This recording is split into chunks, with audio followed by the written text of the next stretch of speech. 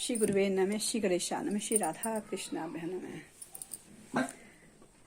छोटे बच्चा होता है उसको ज्ञान नहीं होता। जब माता के गर्भ में बच्चा होता है तो उसे ये कहता है, भगवान से दुआ करता है कि हे प्रभु मुझे जल्दी निकालो, मैं आपका भजन करूँगा। ये गीता में लिखा हुआ गर्भगृह में, मैं भजन करूँगा। तो भगवान का नाम सिमरन करता रहता है। 9 महीने तक माँ के पेट में सिमरन ही करता रहता है कि मैं कब निकलूंगा तब भगवान का भजन करूंगा। उसको ये ज्ञान नहीं देता मैं पृथ्वी लोक में, नृत्य लोक में जाऊंगा तो मैं माया जाल में फंस जाऊंगा भगवान के। ये थोड़ी वो जानता है, वो तो अपना वही है, अच्छा सुकुमार बालक होता है, उसकी सच्चा होता है छोटा बच्चा। तो भगवान से यही दुआ करता है, जब गर्भ से बाहर आता है माता के गर्भ से, तो वो दुनियादारी थोड़ा बड़ा होता है, तब तक वो सही रहता है, सत्य के रास्ते पर चलने वाला होता है। जब थोड़ा बड़ा होता है, पूर्ण अवस्था में होता है, तो वो अपने परिवार वालों से या कहीं से भी जो भी बातें सुनता है वही कहता है। वो जो बातें सुनता है परिवार वालों से वही कहता है। जब बड़ा होता है, बाहर निकलता है घर से, तो सब तरह की दुनिया देखता है, चालाक, होशियार, झूठ, सांस सब देखता है। जब सब देखता है तो वो उसी को करने लगता है। फिर वो भूल जाता है भगवान का नाम लेना ही।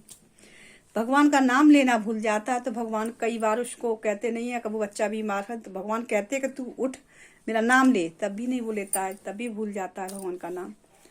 तब भगवान सोचते हैं कि इसे तो माया जालम पड़ गया, इसे छोड़ो यहीं पर।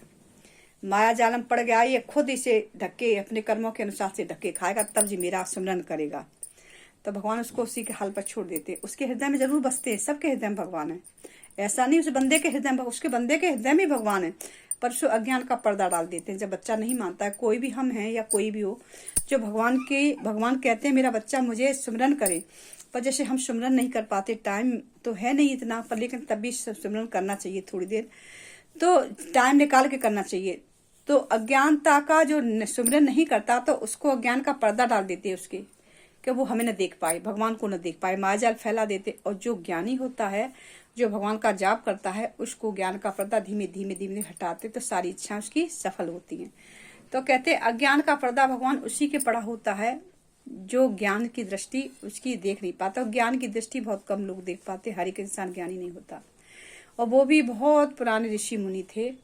वैसे पूर्ण ज्ञान तो वो भी नहीं थे, पूर्ण ज्ञान तो सिर्फ ईश्वर ही है, कि ईश्वर के कोई पार्षद या कोई भी होगा, तो इतने हम जानकार नहीं है, पर लेकिन तब भी उसमें जो हम पढ़ते हैं वही आपको बताते हैं।